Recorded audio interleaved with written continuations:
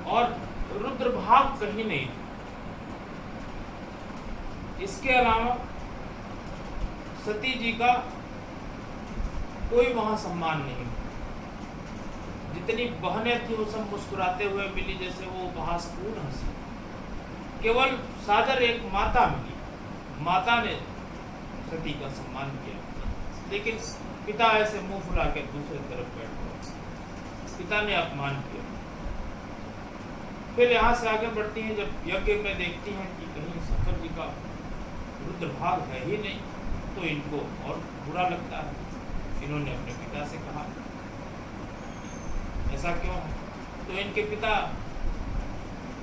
शंकर जी से बड़ा विरोध मानते थे, और उस यज्ञ में भरी सभा में इन्होंने शंकर जी के प्रति काफी कुछ कहा, और सती जी दुखित हो गई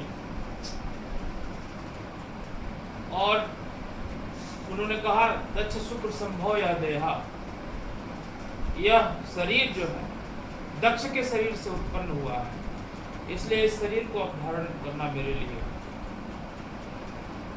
असह्य है। उसी यज्ञ में योगाग्नि जलाकर सती जी को भस्मीभूत करो, और इधर जो रुद्र गण रहते हैं वो जाके शंकर जी को बताते हैं। शंकर जी को अपार क्रोध होता है, और क्रोध करके शंकर जी अपनी एक जटा ऐसे नोच के फेंकते हैं, और उससे वो रुद्र प्रकट होते हैं। भैरव रुद्रा होता है, नहीं रुद्री, कृत्या प्रकट होती। शंकर जी ने एक कृत्या प्रकट की, और तुरंत वो जाके उन्होंने दक्ष के यज्ञ का विध्वंस किया। वहां जितने लोग बैठे थे सबको यथोचित सम्मान दिया, जैसा जैसा उन लोगों ने किया था। सबका किसी का दांत तोड़ा, किसी का मुंह तोड़ा, किसी का हाथ तोड़ा, दक्ष का तो सिर ही काट लिया। वो वीरभद्र, वो वीरभद्र, बोलो वीरभद्र महादेव की जय। गौरी शंकर सीताराम, गौरी शंकर सीताराम, गौरी शंकर सीताराम, गौरी शंकर सीताराम, गौरी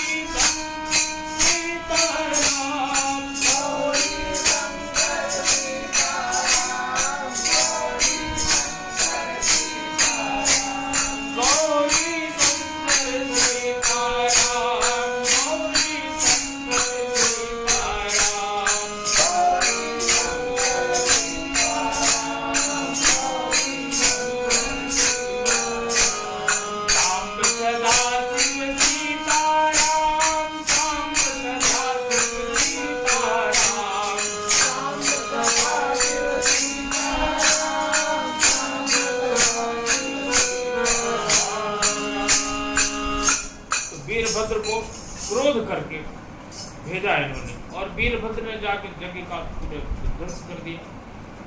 सबको उचित पुरस्कार प्रदान किया, और दक्ष का सिर काट लिया। यह सब कथा गोस्वामी जी ने लिखी है। थोड़ा सा विषय ऐसा है, बाद में भोले बाबा प्रसन्न हुए और उन्होंने बहुत प्रार्थना की देवताओं ने, तो दक्ष को बकरे का सिर जो है लगा दिया गया। दक्ष को भोले बाबा ने बकरे का सिर लगाया। तो बकरा कैसे करता है? बम बम। आज भोले बाबा को बम बम करने से प्रसन्न होते हैं। ये बम बम वहीं से चला आ रहा। दक्ष को ससुर के रूप में ही मानते थे, तो इन्होंने बकरे का सिर लगाया, बम बम बोला, और भोले बाबा बड़ा प्रसन्न हो गए, नृत्य करने लगे, मगन हो गए। बहरहाल ये कथा। फिर वही सती जा करके हिमाचल के घर पैदा होती है। हिमाचल और मैना के गर्भ से पैदा होती है। पार्वती जी उनका नाम पड़ता है। और एक समय थोड़ी बड़ी होती है माँ जगत जननी पार्वती जी। एक समय नारद जी आते हैं मैना के और हिमवान के घर। नारद जी से वो मैना अपने पुत्री की हस्तरेखा दिखवाने लगे। नारद जी हस्तरेखा देखते ही समझ जाते हैं। नारद जी सर्व विद्या विशारद, हस्तरेखा देखते ही समझ जाते हैं कि ये जगत जननी माँ जगदम्बा। उन्होंने कहा कि सारा गुण बताया कि इनके बारे में क्या कहा जाए, और मैं कह ही नहीं सकता जो गुण इस कन्या में। कुछ अवगुण है, वो अवगुण भी मैं आपको बता देता हूँ। गुण तो हम कह ही नहीं पाएंगे, कुछ अवगुण है, अवगुणों में बता दे रहा। तो लोग कहें बताइए ना क्या अवगुण। तो अवगुण बताए कि इसको जो है एक ऐसा पति मिलेगा जो अधनंगा रहता होगा, जिसका कोई घर नहीं होगा, भस्म की भूति रमाने वाला होगा, थोड़ा पागलों के तरह से, विक्षिप्तों की तरह से व्यवहार होगा, ऐसा उन्होंने बताया। और सोच में पड़ गए दोनों, मैना और हिमाचल दोनों सोच में पड़ गए कि अगर ऐसा है तो। लेकिन नारद जी सब जान ही रहे हैं। नारद जी ने कहा एक उपाय है कि जो जो मैंने वर के दोष बताए हैं, ये सारे दोष शंकर जी में समाये हुए हैं। शंकर जी के अंदर ये सारे दोष हैं। और यदि आपकी कन्या तप करे, जो तप करे, कुमार तुम्हारी भावी मेट सके त्रिपुरा। यदि ये तप करें तो शंकर जी ही ऐसे हैं जो भावी को भी मिटा देते हैं और सब अच्छा हो जाएगा। और ऐसा करके नारद जी चले। और इधर पार्वती जी के मन में शिव जी के प्रति उत्कंठा जगी। इन्होंने नारद जी के कहे का अनुसरण करते हुए अपनी माँ से और पिता से तप की आज्ञा मांगी और तप के लिए चली गई। और बहुत दिनों तक इन्होंने तप किया। कुछ दिन भोजन बारी बतासा, तब पर हरे सुखाने परना, वही नाम तब भय वो करना। कुछ दिन सूखे पत्ते खा करके अपना तप किया, कुछ दिन केवल वायु पी करके, इस तरह से अथक श्रम किया। और इधर भोले बाबा तो अपना समाधिस्थ, इनको कोई फर्क नहीं पड़ता। तो ये हुआ कि कैसे इनका विवाह होगा। ये तो अपना समाधिस्थ है भोले बाबा, और इधर जगत जननी जगदम्बा तपस्या में बैठी, कोई संभावना तो दिखाई नहीं दे रही है। तो जो सारे देवताओं को त्रस्त कर दिया और उससे बचने का कोई उपाय नहीं सूझ रहा था। तो ब्रह्मा जी के पास सारे देवता गए, उन्होंने उपाय पूछा। तो ब्रह्मा जी ने कहा कि शंकर जी का पुत्र ही इस असुर का वध कर पाया। और इधर शंकर जी अपना अखंड समाधि में बैठे हुए। तो कामदेव से प्रार्थना की कई देवताओं ने, जाओ और उनके मन में विक्षोभ उत्पन्न करो और उनकी समाधि टूटे, कुछ ऐसा करो।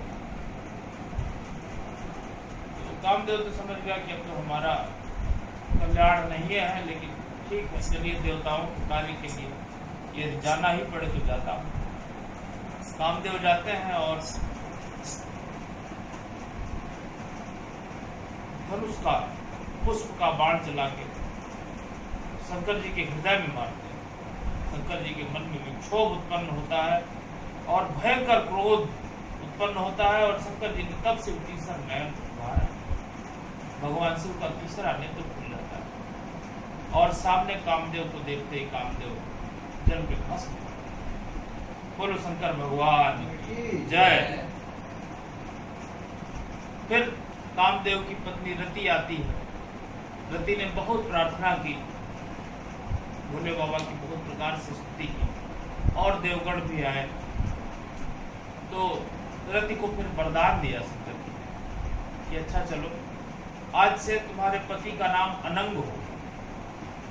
इसका शरीर नहीं रहेगा, लेकिन बिना शरीर के ही ये सबको व्याप्त करेगा। और शरीर इसको मिलेगा द्वापर युग। कृष्ण तनय वो ही पतित हो रहा। द्वापर युग में भगवान श्री कृष्ण नारायण भगवान श्री कृष्ण के रूप में अवतार लेंगे और उनके शरीर से जो है प्रद्युम्न के नाम से जाना जाएगा। फिर उसको वहां से शरीर प्राप्त। तो इस प्रकार सती जी ने जो है शिव जी ने रति को वरदान दिया और सारे देवगण चले गए। नारद जी आए। नारद जी जाते हैं भगवान के पास और भगवान को सारा प्रकरण बताते हैं। फिर भगवान, हालांकि उससे कुछ हुआ नहीं, इतना देवताओं ने उपक्रम किया, शंकर जी के मन में विक्षोभ उत्पन्न किया, किंतु शंकर जी को कोई प्रभाव नहीं पड़ा। हाँ, इतना अवश्य हुआ, कामदेव बेचारा जल के मर गया, लेकिन शंकर जी को और कुछ नहीं हुआ। तो फिर भोले बाबा को मनाने के लिए प्रभु श्री राम जी आते हैं। वो आते हैं और कहते हैं कि अब भगवान को देखते ही शंकर जी प्रणाम करते हैं।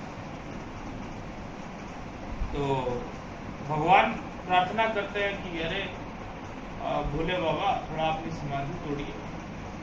और पार्वती आपके लिए बहुत तप कर रही है और अब तो उसको अंगीकार कर लीजिए, तो स्वीकार करें महाराज, काफी वर्ष हो गए ऐसा करते, उसको कर लीजिए। तो शंकर जी ने कहा, यद्यपि यह उचित तो नहीं है, किंतु आपकी आज्ञा है हे नाथ, तो आपकी आज्ञा तो अब मिटाई नहीं जा सकती और उसको मैं सिरोधार्य करूंगा, आपका कहा आवश्यक। तो भगवान श्री राम जी वहां से चले जाते हैं, ध्यान रखें। फिर शंकर जी ने सप्तर्षि गण को भेजा सती की परीक्षा लेते। तो सप्तर्षि आते हैं और उस समय सती पार्वती जी तप में लीन रहती और पूछते हैं कि अरे आप किसके लिए तप कर रही हैं, इतना कठोर तप कर। तो पार्वती जी कहती है कि आप लोग हंसेंगे मेरी बात सुन के, मेरा उद्देश्य सुन के, फिर भी चलिए मैं शंकर जी के लिए तप करती हूँ और उन्हीं को पति के रूप में प्राप्त करना चाहिए। सप्तर्षियों ने कहा, अरे कहाँ आप दीवार से सिर टकरा के आपको तोड़ रहे, वो तो सहज विरागी है और कामदेव गया, वह भी जल के भस्म हो गया। अभी आपने सुना नहीं होगा, मैं आपको सूचना दे रहा हूँ। वो तो एकदम अविकारी है, अज है, पहाड़ों में रहते हैं, कैलाश पर्वत में रहते हैं, पागलों सरीखे घूमते रहते हैं, इतना आपने कठोर तक किया है, मैं आपका विवाह क्षीर साई विष्णु से करा देता। किसी ऐसे तमाम योग्य वर है जो आपके विवाह के योग्य है, आप कहाँ उस नंगे भूखे आदमी के पास जाना चाहते हैं? तो जगदम्बा ने कहा, जन्म कोटि लगी रगर हमारी, बरौ शंभु न त रहौ तुम्हारी। एक लाइन में जवाब दिया कि जन्म कोटि लगी रगर हमारी, बरौ शंभु न त रहौ तुम्हारी। अभी तो कुछ हुआ ही नहीं है, अभी तो करोड़ों जन्म लग जाए मुझे, फिर भी मुझे शिव से ही विवाह करना है और अन्यथा मैं कुमार रहूंगी, कुमारी ही रहूंगी। ऐसा अटल विश्वास सप्तर्षियों ने देखा। तो फिर शिव जी का वो संदेश सुनाया कि आप जाइए, और भोले बाबा तैयार हो गए आपको अंगीकार करने के लिए, आप जाइए और उचित मुहूर्त देख के हम लोग खुद ही आएंगे। सप्तर्षि खुद अपने आप में बहुत बड़े ज्योतिषी, बहुत बड़े विद्वान ऋषि, और हम लोग तो सप्तर्षि ही विवाह का प्रस्ताव लेके गए। शंकर जी का विवाह का प्रस्ताव लेके मैना और हिमाचल के पास प्रस्ताव सहर्ष स्वीकार हो गया। पार्वती जी भी चाहती है और इधर भोले बाबा भी तैयार थे, इनके सारे गण तैयार। बारात चलती है, भोले बाबा के गण राक्षस, भूत, बेताल तमाम तरह के हैं। तो विष्णु जी भी रहते हैं, ब्रह्मा जी भी रहते हैं, सारे देवगण रहते हैं। बागंबर लपेटे हुए हमारे भोले बाबा जा रहे हैं। तो विष्णु जी ने कहा कि अरे हंसी कर रही हो भरपूर जानी, दूसरे के उसमें दूसरे राज्य में जाके हंसी कराएंगे क्या भोले बाबा? आप थोड़ा हम लोग को उधर कर दीजिए और आप अपने गणों के साथ चलिए, थोड़ा ठीक ठाक लगे बारात, ऐसा उन्होंने समझाया, मजाक किया एक तरह से। तो वो देवगण अपना अलग चलने लगे और इधर इनके भूत, केताल, पिशाच, राक्षस, जोगिनी जमात, जोगिन जमात वर्णत नहीं भरे ऐसे है।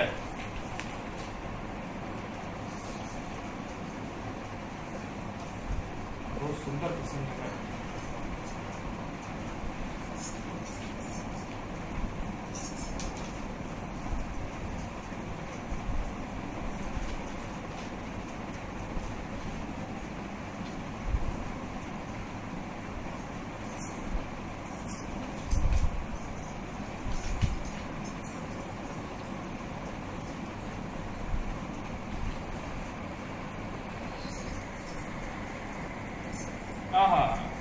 विष्णु कहा अस व्यस्त बोल सकल बिजराग, बिलग बिलग होई चलो सब निज सही समान।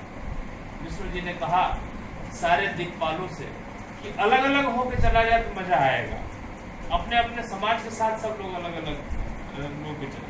बर अनुहार बारात न भाई हंसी कर रही हो पर फूट जाए। बर के अनुरूप बारात नहीं है, दूसरे के राज्य में जाकर के हंसी कराना है क्या? तो इस प्रकार सब वो अलग हो गए, सारे देवगुणों का अपना अपना एक समूह हो गया। और अब भोले बाबा के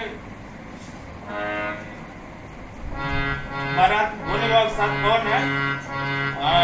शिव अनुशासन सुनि सब आए, प्रभु पद जलज शेष दिन नाए। नाना वाहन नाना बेसा, प्रिय से शिव समझ निज देखा। कैसे को मुखहीन विपुल मुख गाओ, बिनु पद कर कोई बहु पद पाओ। विपुल नयन को नयन तेरा, रेत कोट को अधिक देखीना। कैसे है? कोई मुखहीन, किसी का मुंह नहीं है, किसी के बहुत सारे मुंह हैं, अब बिन पद किसी के पैर नहीं है, और किसी के बहुत सारे पैर हाथ हैं, किसी को आंखें नहीं है, किसी को हजारों आंख है, किसी को 50 आंख है। अब रावण भी तो भोले बाबा का ही भक्त था, रावण गया होगा तो 10 सिर लिए होगा गया होगा। तो ऐसे ही तमाम भोले बाबा के गण सब पहुंचे, और लिस्ट पुष्ट कोई बहुत तगड़ा है, मोटा सा है, अब कोई एकदम दुबला पतला सा है, भोले बाबा की बारात तो सारे लोग हैं। तरखीन को पीन पावन को वो पावन गति धरे, भूषण कराल कपाल कर सब सद सोनित स्तन भरे। खर स्वान सुवर श्रिकाल मुखगन बेस अगणित को गरे, बहु जिनस प्रेत पिशाच जोगी जमात वर्णत नहीं बने। बहुत सारे जिन्न, प्रेत, पिशाच, योगी गण और अनेक ऐसे लोगों की जमात वर्णत नहीं बने। क्या वर्णन करें, ऐसे करते हैं। सोरठा से कहते हैं,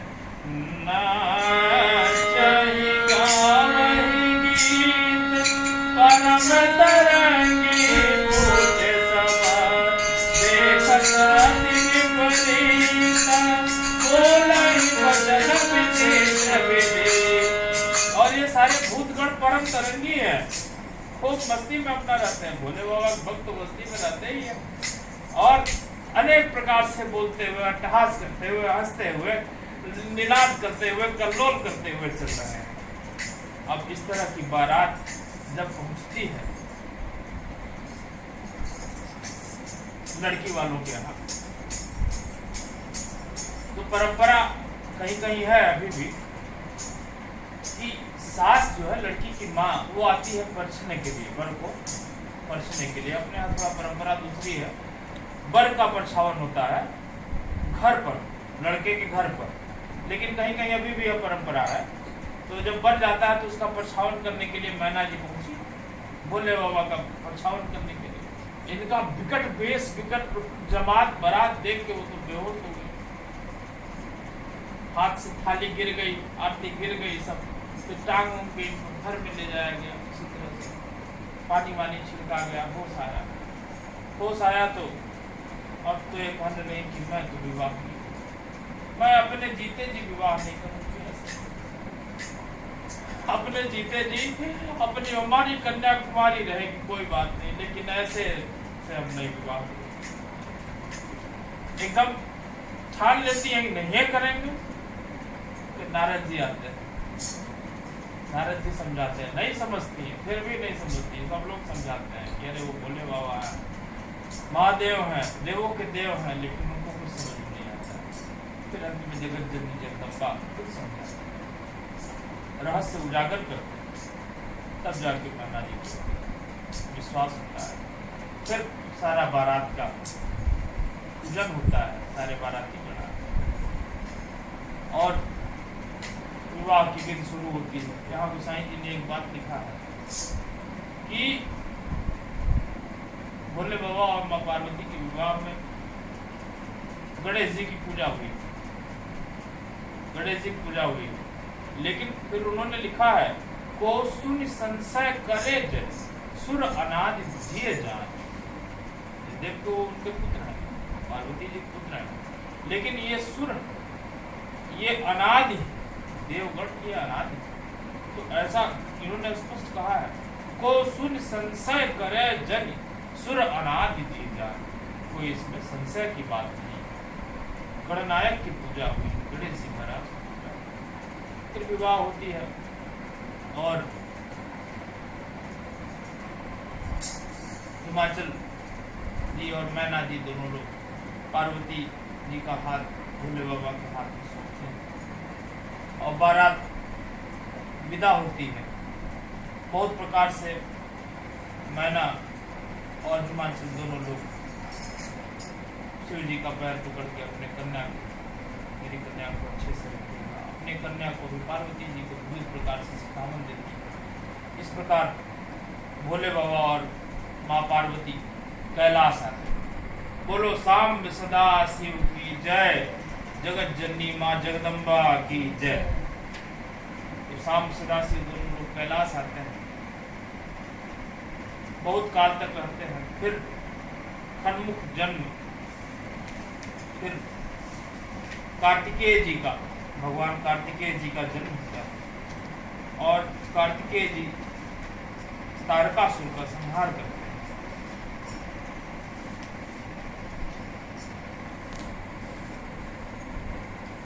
जगु जान खनमुख जन्म कर्म प्रताप पुरुषार्थ महा, तेहे तुम्हें वृख के तुसुत कर चरित संक्षेप ही कहा। यह उमा शंभु विवाह जे नर नारी, कहीं जगह वही कल्याण काज विवाह मंगल सर्वदा सुख पावही।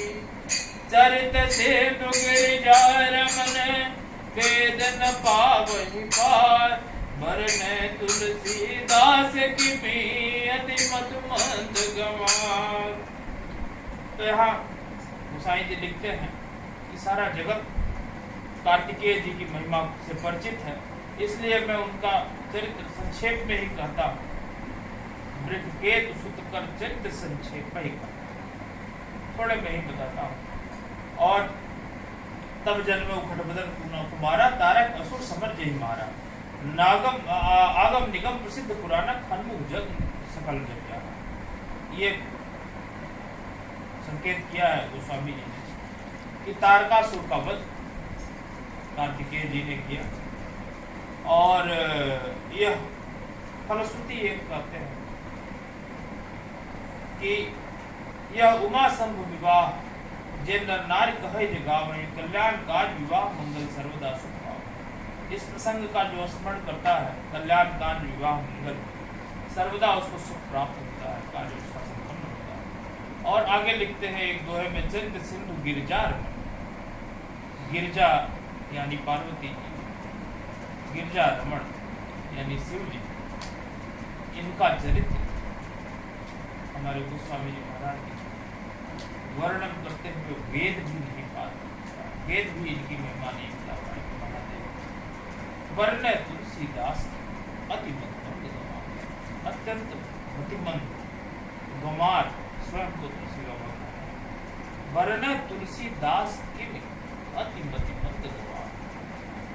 ऐसे माँ जगत जननी जगदम्बा और भगवान शिव का यह अत्यंत बुद्धिहीन और गंवार तुलसीदास क्या वर्णन करेगा, जिसकी वर्ण जिनका जगत जननी माँ पार्वती और जगत पिता शिव का वर्णन करते हुए वेद भी नहीं करते, वेद भी नहीं बार बार मैं क्या वर्णन करूँगा।